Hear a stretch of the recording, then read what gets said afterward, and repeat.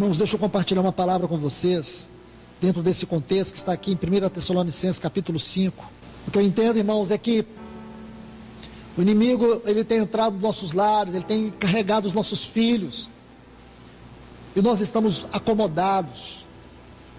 Falo para os irmãos, fala que em nome de Jesus, tem um pecado na sua vida que você não tratou, tem um pecado que você tem dificuldade, tem uma área que você não consegue vencer. Irmãos, falo para vocês, vão aos pés do Senhor, trate disso com urgência. Trate disso com urgência. Comece nesse exato momento, a partir de hoje, trate disso. Vá aos pés do Senhor, confesse tudo a Ele, mas não continue vivendo essa vida. Cuidado, o diabo não vai poupar nada. O que ele tiver liberdade, caminho para destruir, e legalidade para destruir, ele vai destruir. Escute isso, irmãos. Quando é que nós vamos acordar que nós chegamos na hora final? Quando as luzes se apagar? Estou preocupado com a minha vida. Estou preocupado com o meu viver. Estou preocupado com a igreja do Senhor. Estou preocupado com você. Porque muitos estão dormindo. Eles não creem que Jesus vai voltar. Aliás, nem creem em Deus. O que eles acham que creem em Deus é psicológico, não é real. Fé, eu expliquei esses dias para vocês, fé é andar com Deus, não é dar um pulo no escuro. Quando Hebreus define fé, fé é a certeza, é a hipóstasis. Versículo 3 do capítulo 1 diz que Jesus é a hipóstasis. Colossenses capítulo 1 versículo 15 diz que Jesus é a imagem, é o hipóstase do Deus invisível. E quando você estuda fé, Abraão, homem de fé, Enoque, homem de fé, Noé, homem de fé, foram homens que andaram com Deus. Enoque andou com Deus, Abraão andou com Deus, Noé andou com Deus, Moisés andou com Deus. Deus prometeu para Moisés dar a terra de Canaã sem Deus, sem que o seu anjo fosse à frente. Moisés disse: não nos faça sair desse lugar se o Senhor não for conosco. Porque para Moisés, a glória da terra de Canaã era Deus e não a terra. Mas as pessoas hoje querem ficar com a terra, mesmo que elas tenham que perder a presença de Deus. As pessoas preferem os seus bens do que a presença de Deus. Preferem o seu status na sociedade do que a presença de Deus. Irmãos, não negocie a presença de Deus por nada nesse mundo. Não percam a presença de Deus. Não percam Ele de vista. Morra se possível for, mas não perca a presença de Deus. Hoje as igrejas aí fora, os nossos irmãos aí fora, eles não estão no mundo, é o mundo que entrou neles. Você não ouve mais mensagem séria com muita facilidade. Os profetas velhos estão aí, encharcando a internet com quinquilharia. Volte para a palavra. Se você não puder mais escutar gente séria pregando, leia você a Bíblia e deixa o Espírito falar com você. Ele vai falar. Se você quiser ouvir, Ele vai falar. Ele vai te mostrar coisas nessa Bíblia que você nunca ouviu de homem algum. Ele vai te revelar coisas que você não imaginaria ouvir e ver. Porque Deus não calou a sua voz ainda. Então, meus irmãos e irmãs, deixe-me ler esse texto com vocês. 1 Tessalonicenses 5:2. Porque vós mesmos sabeis perfeitamente que o dia do Senhor virá como um ladrão da noite. 2 Pedro 3:10. Todavia o dia do Senhor virá como um ladrão da noite. Os céus desaparecerão com grande estrondo, e os elementos ardendo serão desfeitos, e a terra e as obras que nela há serão queimadas. Meus irmãos, eu quero usar esses textos aqui como uma moldura, mas o quadro que eu quero lhes mostrar, e quero fazer isso rapidamente, está aqui em Apocalipse, a partir do capítulo 2, sobre as 7 cartas às igrejas da Ásia, especialmente aquelas que nós temos uma mensagem quanto à volta do Senhor. E por quê? Quero colocar essas cartas. Elas são Tiatira, Sardes, Filadélfia e Laodiceia. Nessas 4 cartas. Por quê? Por uma questão de interpretação simples. Porque acredito que essas cartas, elas estarão aqui no tempo, ou essas igrejas, ou essas cartas representam as igrejas que estarão aqui no tempo da volta do Senhor. Vou colocar isso mais uma vez, porque estas cartas, elas fazem referência ao caráter da igreja que estará aqui no tempo da volta do Senhor. Nós sabemos que essas cartas têm um aspecto histórico. Nós sabemos também que essas cartas têm um caráter profético. Então, deixando de lado o caráter histórico, vamos nos concentrar no caráter profético. De fato, essas igrejas existiram. De fato, essas igrejas tiveram uma realidade contextual no tempo e na geografia. Mas, quando olhamos para a natureza profética dessas cartas, nós vemos aplicações diretas em relação à igreja do Senhor. Nós podemos observar o caráter representativo, histórico de cada uma dessas cartas. Se você estudar a história da igreja, você vai identificar em qual período da história da igreja essas cartas se enquadravam, ou se enquadraram. Também esse aspecto nós vamos colocar de lado. Mas quando olhamos, não apenas do ponto de vista tempo, do ponto de vista histórico, geográfico, mas do ponto de vista profético, nós sabemos que essas cartas falam muito a nós nesses dias. Como, por exemplo, a igreja que está aqui em Tiatira. Essa palavra significa odor de perfume, ou sacrifício de perfume. Eu quero que você observe essa carta. Nós não vamos entrar em detalhes, mas eu vou passar bem por cima mesmo. A palavra-chave para você entender a profecia a esta igreja é obras. Obras. Observe bem, obras. 5 vezes nesta carta você vai ver a palavra obras. O Senhor vai chamar a atenção dela por causa das suas obras. O Senhor vai dizer que essa igreja, ela tinha uma tolerância, uma permissividade a um espírito de prostituição no meio deles. Esse espírito de prostituição estava seduzindo a igreja, a fornicação, isto é, a carnalidade. Então, uma forte característica desta igreja era uma mistura do carnal com o espiritual. Por um lado, eles tinham obras, tinham serviço, mas eles estavam sendo danificados por causa da carnalidade. A carnalidade tem sido uma terrível, uma triste característica dos cristãos nos nossos dias. Sensualidade, promiscuidade, pornografia. Quero indicar um livro aqui para os homens. Tem um livro, procure ele, encontre ele, A Batalha de Todo Homem, e leia ele. Irmãos, como estas coisas estão destruindo a igreja.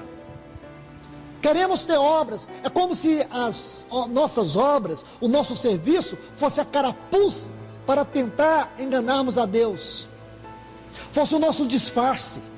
Diante de Deus, observe que Ele se apresenta como aquele que tem os olhos como chama de fogo. Tudo aquilo que não tem o seu caráter, tudo aquilo que não está de acordo com o seu filho, tudo aquilo que não tem a natureza do seu filho, não está de acordo com o caráter do seu filho, não passa por essa chama de fogo do olhar divino. E ele não só tem os olhos como chama de fogo, ele tem os pés como bronze, porque aquilo que os olhos vê, os seus pés julgam. Isso é sério, irmãos. Sério. Carnalidade. Não brinque. Eu falo para vocês com temor, não brinque. Não fique vivendo sua vida para que o mundo te veja. Você precisa ser uma carta que exala, é o perfume de Cristo, e não esse odor de Tiatira. Não queira se parecer com o mundo, minha irmã, meu irmão. Não permita que as vaidades desse mundo corrompam a sua mente, o seu coração. Procure viver uma vida digna diante do Senhor. Não queira se comparar com o mundo, meu irmão, não queira. Não busque isso para você. Isso vai ter uma terrível e triste influência sobre sua vida. Você vai perder o Espírito Santo, você vai perder a fome da palavra. Sonde o seu coração. Sonde agora. Veja se você tem fome da palavra de Deus. Fome mesmo. Simples, vou te ajudar. Qual foi a última vez que você abriu essa Bíblia para que Deus falasse ao seu coração? Não é para você ler o Salmo 91, não. Qual foi a última vez que você abriu ela não como livro literário, mas você abriu como a palavra de Deus? Qual foi a última vez? Tem muito tempo? Você não se lembra? Eu quero te falar, você está morrendo. Você está morrendo. Vou te fazer uma segunda pergunta. Como que é a sua vida de oração? Você tem? Existe um momento no seu dia, não estou falando semana. Não falei semana, falei dia. Existe um momento no seu dia que você se aquieta, joelha, ou seja lá como for, aos pés do Senhor de maneira específica para ter comunhão com Ele? Você não faz isso durante o dia? Você não tem esse costume? O que está faltando para escrever a sua lápide? Você já morreu? Você não ora? Oração não é uma coisa natural na sua vida? Você só ora para comer e ora para dormir? É isso que é oração para você?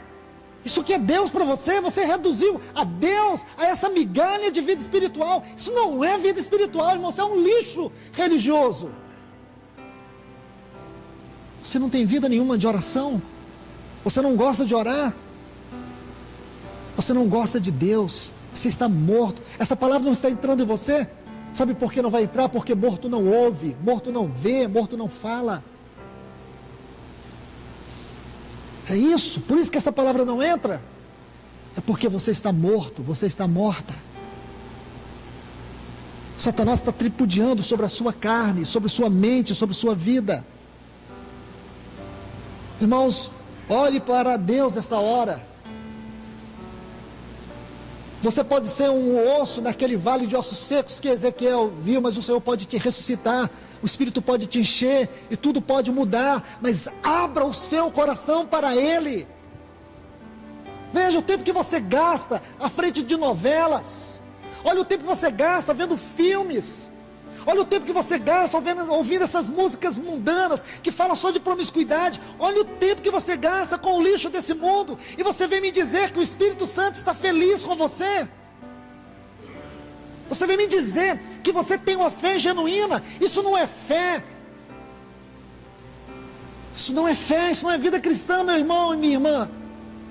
Chame isso de qualquer coisa, mas não chame isso de vida cristã. Esse não é o Evangelho de Jesus Cristo. Você pode estar vindo nas reuniões da igreja, mas você não tem sido parte viva deste corpo orgânico. Sentar nessa cadeira não quer dizer nada, se você não tem uma realidade espiritual. Não adianta você dizer que você é parte. Ah, mas o meu cônjuge, você está na sombra dele? Você está na sombra dele? Quão difícil é para um cônjuge ter que carregar o outro, para os pais ter que carregar os filhos, para os filhos ter que carregar os pais. Eu quero te falar, não desista do seu cônjuge, não desista dos seus filhos, não desista dos seus pais, mas esse não é o caminho certo. Meu irmão, minha irmã, pare de ser um peso espiritual para o seu cônjuge, seja bênção. Veja a fé dele, veja a fé dela, tente imitar, coopere. Não fique puxando para baixo não, porque quem vai entrar vai ser Satanás, e ele vai destruir sua vida, vai destruir seu casamento, vai destruir suas finanças, vai destruir sua saúde, vai destruir tudo. Tudo, irmãos. Ou você já viu algum princípio de educação de Satanás? Nenhum. Nenhum. Então, irmãos, essa figura de Tiatira, uma igreja carnal, mas que tinha obras. O Senhor diz para ela assim no versículo 22, eis que eu a prostro de cama em grande tribulação. Veja que essa igreja, ela vai ficar doente, inválida, e vai passar pela grande tribulação. Aos que com ela adulteram. Lembra o que a Bíblia fala de adultério em Coríntios? É aquele que se une com um corpo estranho, aquele que não se une ao Senhor. Aquele que se une com uma outra pessoa é um espírito com ela, mas aquele que une com o Senhor é um espírito com Ele. Toda forma de união que não é no Senhor, espiritualmente, é uma descrição de adultério. A gente pensa em adultério só como uma realidade carnal, mas existe um aspecto terrível e profundo do adultério, que é toda forma de união e de mistura que nós estabelecemos com o mundo também. Porque isso mexe com as nossas emoções, mexe com a nossa mente, mexe com a nossa vontade. Aí o Senhor, Ele diz assim, em versículo 25, tão somente conservai o que tendes até que eu venha.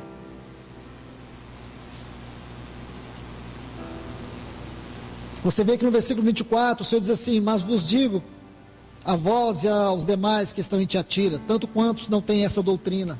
Havia um grupo pequeno, irmãos. Havia um grupo pequeno, e esse grupo pequeno, o Senhor diz assim, guarda o que vocês têm, até que eu venha. Conserve o que tens.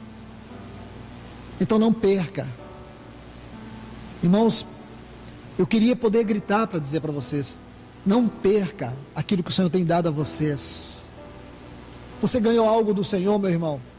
Você pode ser fraquinho, você pode enfrentar muitas lutas como todos nós enfrentamos, mas não perde, pelo amor de Deus, não perde o que você ganhou de Cristo.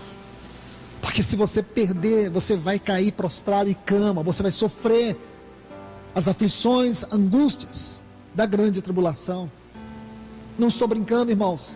Não gostaria que vocês um dia, em algum momento da vossa vida, tivessem que lembrar desta palavra, com tristeza. Mas que se um dia tivermos que lembrar, seja com alegria, porque o Senhor nos ganhou através da sua palavra.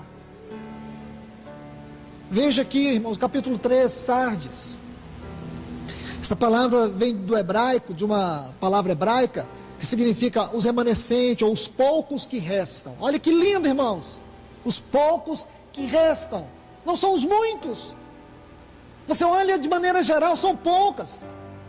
Poucas pessoas hoje estão preocupadas em preparar suas vestes. A grande maioria está preocupado com o quê? Com o que está preocupado? Com o seu status social, com a sua vida nesse mundo. Eu falo, qual que é a perspectiva que você tem nesse mundo aqui? O próprio mundo tem? Nenhuma. Nenhuma. A perspectiva política é a pior, a econômica é a pior, a moral é a pior, a energética é a pior possível.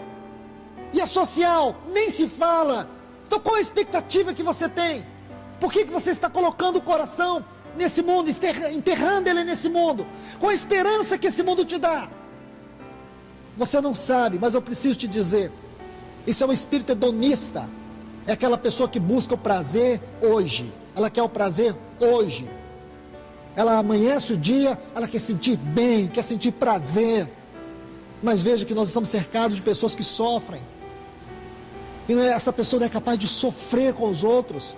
Não chora por ninguém, porque só pensa em si. Só pensa em si.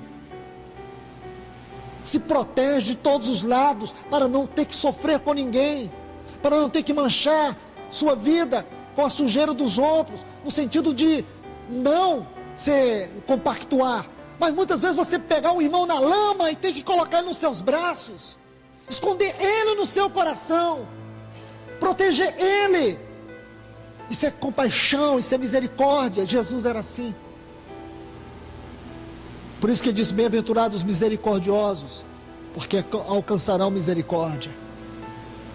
Então, meus irmãos, aqui nós temos uma igreja que fala de poucos, poucas pessoas. Porque são poucos, irmãos. Eu quisera que fossem muitos, mas na nossa própria realidade aqui, a gente vê poucos. Essa palavra alcança poucos. Poucos têm ouvido ela, poucos têm andado nela, poucos têm se interessado por ela.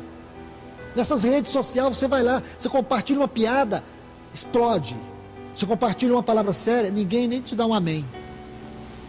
Pelo menos na minha experiência, não sei no grupo de vocês. Eu estou enojado desses grupos, acho que eu vou sair de todos. Porque não vale a pena, você coloca uma coisa séria, ninguém dá valor. Você coloca uma piadinha, todo mundo, paciência, irmãos.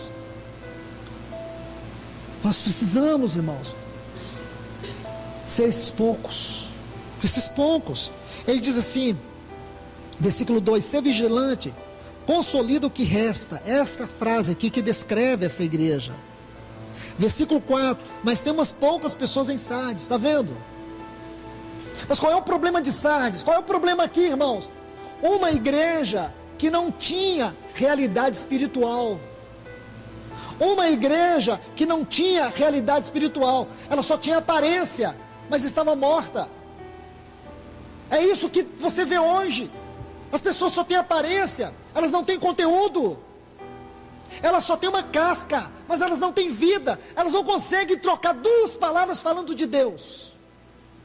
Como é triste você sentar com um irmão, com uma irmã, que ela não tem nada para falar de Deus. Não conversa nada do Senhor. Mas se você falar de moda, de academia, dessas coisas desse mundo, a nova onda, a nova moda, o novo filme, você assistiu? Isso todo mundo se interessa. Mas não tem nada. Nada de Cristo. Nada. Meu irmão, sonde o seu coração agora. Veja, durante esta semana, no círculo que você viveu, com as pessoas que você conversou, veja o quanto de Cristo foi falado, o quanto de Cristo você transmitiu, o quanto de Cristo você comunicou. Nada, 0%. Você me chama isso de vida cristã? Isso não é vida cristã. Você está indo para o inferno. Você está indo para o inferno. Isso não é vida cristã, irmãos. Não me chama isso de vida cristã, porque não é. Você está indo para o inferno, você nunca converteu. Você passou pelo ritualismo, você não experimentou a habitação do Espírito, você não entrou naquele batismo que Paulo fala em Romanos 6,4. Fomos unidos com Ele na morte pelo batismo. Você não foi unido ao Senhor, você foi unido a uma denominação, a uma coisa religiosa, sem vida. Por isso você não tem realidade. Não tem realidade. Sua alma diante de Deus já apodreceu, exala um odor terrível que o Senhor não está suportando, Ele está a ponto de vomitar você. Você chama isso de vida cristã, chama isso de conversão. Por isso que você vê boate gospel, porque tem droga espiritual para todo mundo, para quem gosta. E dizem que isso é para conquistar a alma. Jesus nunca usou os artifícios do mundo para pregar o Evangelho. Paulo nunca usou artifícios do mundo para levar pessoas a Cristo.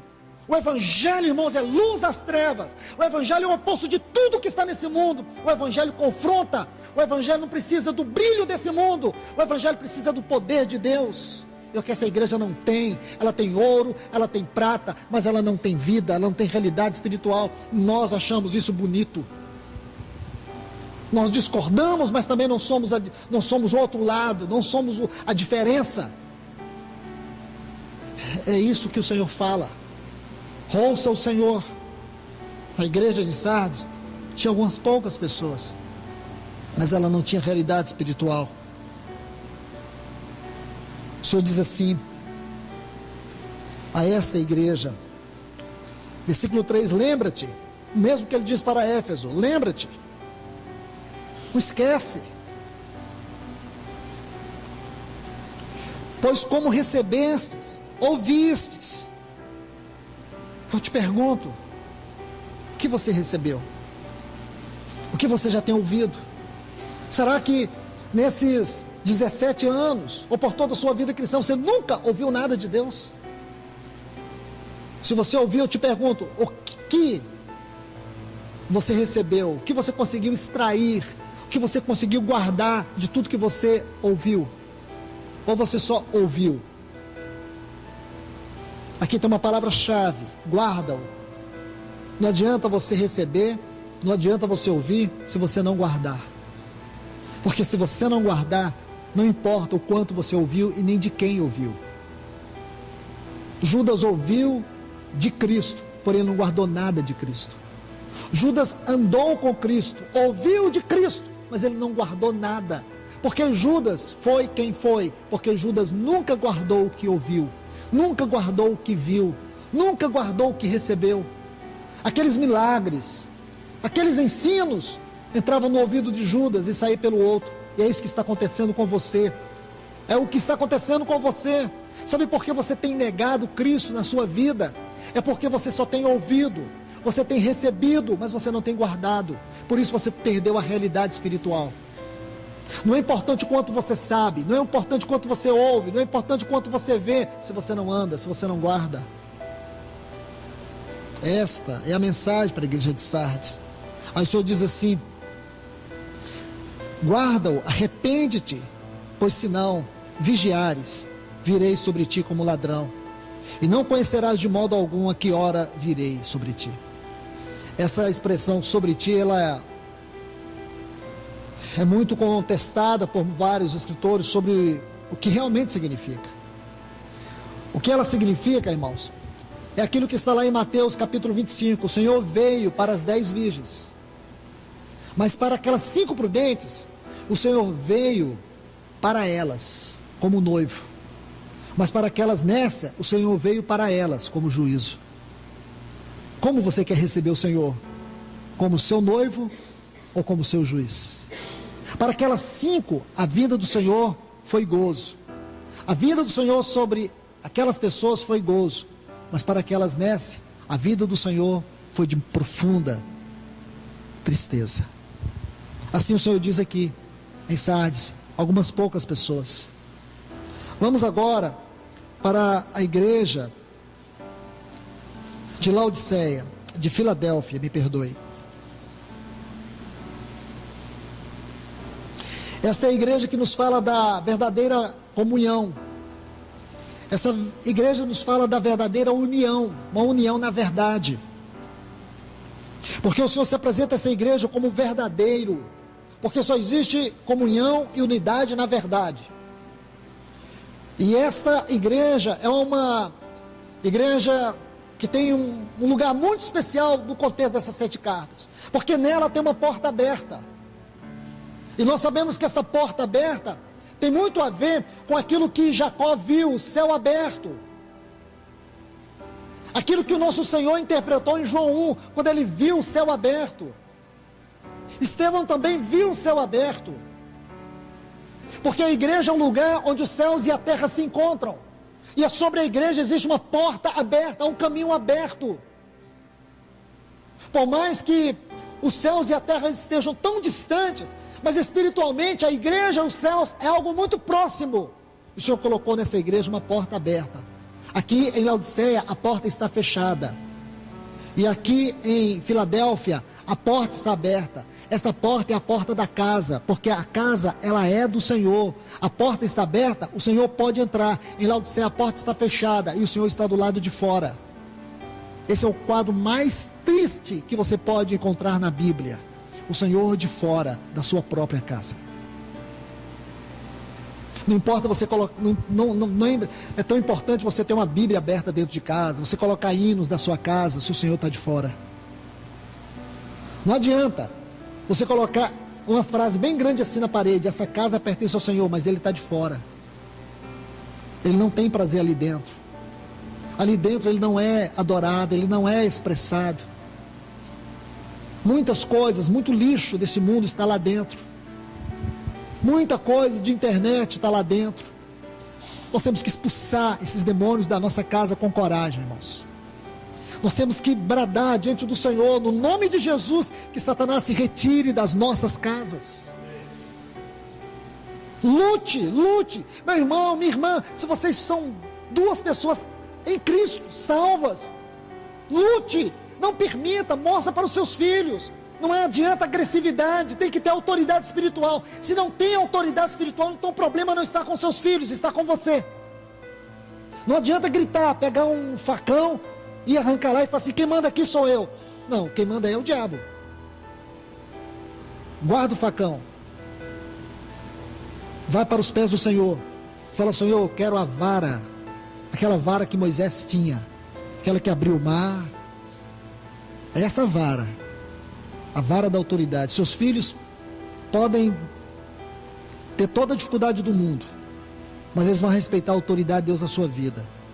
Então, porém, você pode olhar para ele e ver que Satanás está tripudiando com seus filhos, mas se a autoridade está nas suas mãos, pode ter certeza, a vitória é certa, no nome de Jesus.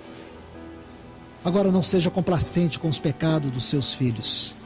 Falo para vocês, pais, que têm sido complacentes, têm feito vista grossa aos pecados dos seus filhos, vocês vão responder amargamente diante do Senhor. Amargamente diante do Senhor. Então esta é a igreja de Laodiceia, uma igreja morna, uma igreja que estava provocando nojo diante do Senhor. Ah, que condição triste, irmãos. Dói no coração você ler essa carta e pensar que a igreja se tornou isso. Olha o que essa igreja diz, irmãos. Vamos deixar um pouco aqui Filadélfia, porque isso é Laodiceia. Filadélfia é a igreja da comunhão, comunhão verdadeira. Essa igreja de Filadélfia é a igreja do amor entre os irmãos, da unidade. Essa igreja é a referência do grande tabernáculo dentro de Deus, onde o próprio Deus é o tabernáculo maior, porque tabernáculo fala de comunhão, de vida inserida na outra, de entremesclar. Isto é Filadélfia. E o Senhor tem uma promessa para ela. Ele diz assim no versículo 11: venho em breve, guarda o que tens, para que ninguém tome a tua recompensa, a tua coroa. Mas agora, e Laodiceia? Para encerrar, aqui em Laodiceia, o que você vai ver? Você vai ver isso, uma igreja que perdeu seu brilho, perdeu sua essência, uma igreja que diz assim, olha o versículo 17 do capítulo 3, de nenhuma coisa tem falta. Onde uma igreja pode dizer isso, irmãos? Mas Laodiceia disse, não tenho falta de nada, ela não sente falta nem do Senhor. Uma igreja que não tem falta nem do Senhor, ela é o quê?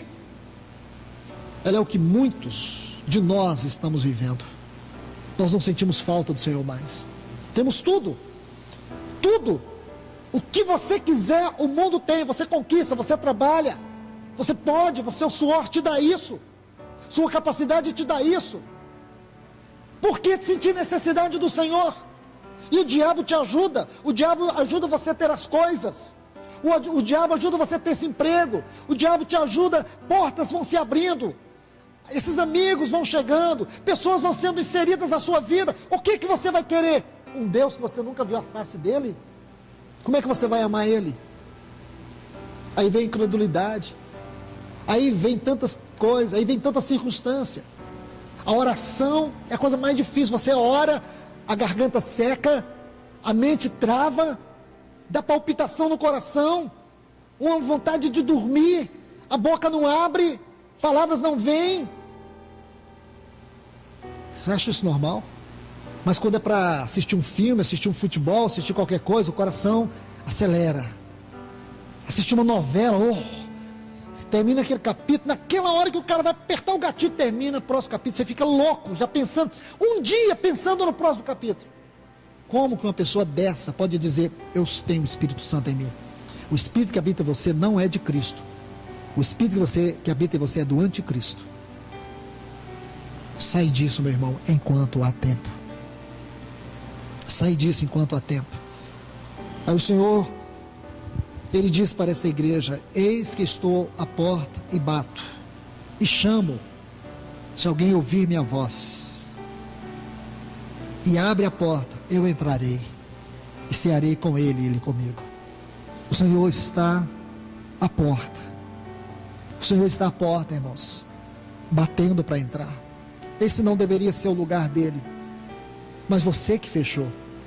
Nós é que temos fechado a porta para o Senhor e o temos colocado de fora, porque nós temos dito a Ele, não temos necessidade de Ti. Talvez você nunca expressou isso com as suas palavras, mas você expressa isso com as suas atitudes. Suas atitudes mostram que você não precisa dEle.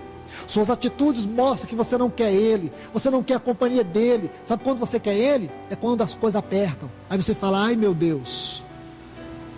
Aí você sai procurando alguém para orar por você, mas você não anda com Ele, você não caminha com Ele. Não adianta pregar sobre Ele, não adianta cantar a Ele. Irmãos, eu falo para vocês, essas coisas não preenchem o coração de Deus se Ele não habita verdadeiramente dentro de nós. Nossa condição é pior do que a de um papagaio. Nós precisamos falar aquilo que reflete verdadeiramente o nosso coração. Como disse o irmão Tozer, os cristãos geralmente não gostam de mentir, mas eles cantam na igreja. Entendeu? Então, um bom dia para você refletir o que ele diz. É pesado o que ele diz. Ele diz, os cristãos não gostam de mentir, mas eles cantam na igreja. Quando a gente fala, Senhor, Tu és o amor verdadeiro, mas que mentira, que mentira. Amor verdadeiro é, ele é o amor verdadeiro da sua vida? É, ou tem outros amores? Será que o seu corpo não é o grande amor? Será que o seu dinheiro não é o grande amor?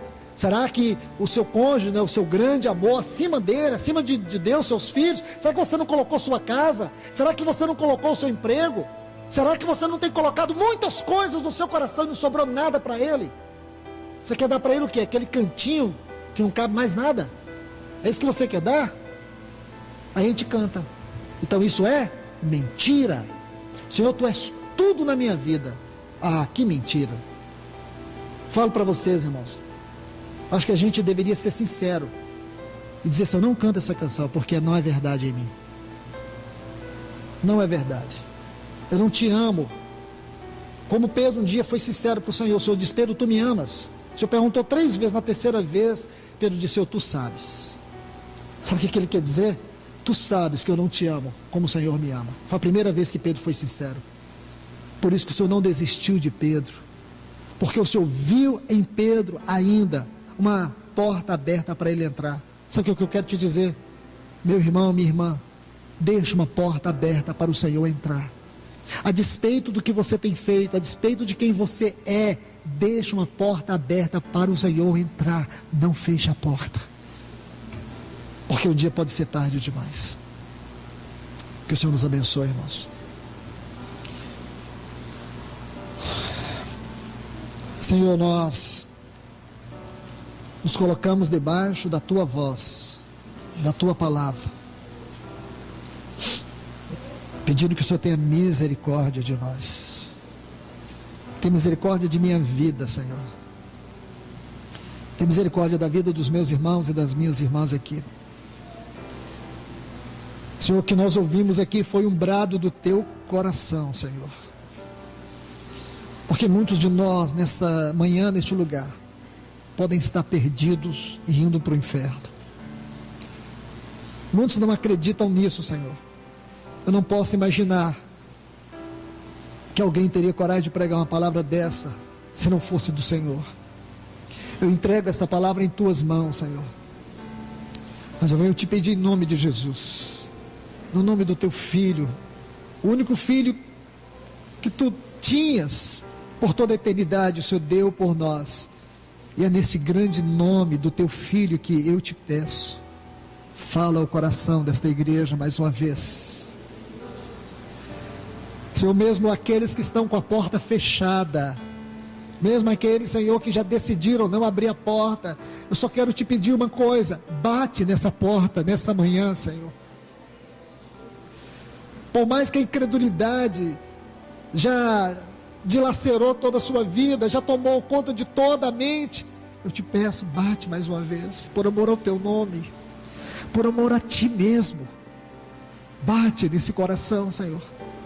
Bate nele, Senhor. Fala a esse coração duro, impenetrável, esse coração de pedra, encoraçado. Fala, toca nesse coração mais uma vez. Tenha misericórdia, Senhor. Senhor, por amor ao Teu nome, Senhor, por amor à Tua glória, eu venho te pedir nesta manhã, fala, bate mais uma vez nesse coração, Senhor. Persiste, Senhor. Nós te pedimos, ó Deus, em nome de Jesus, Senhor.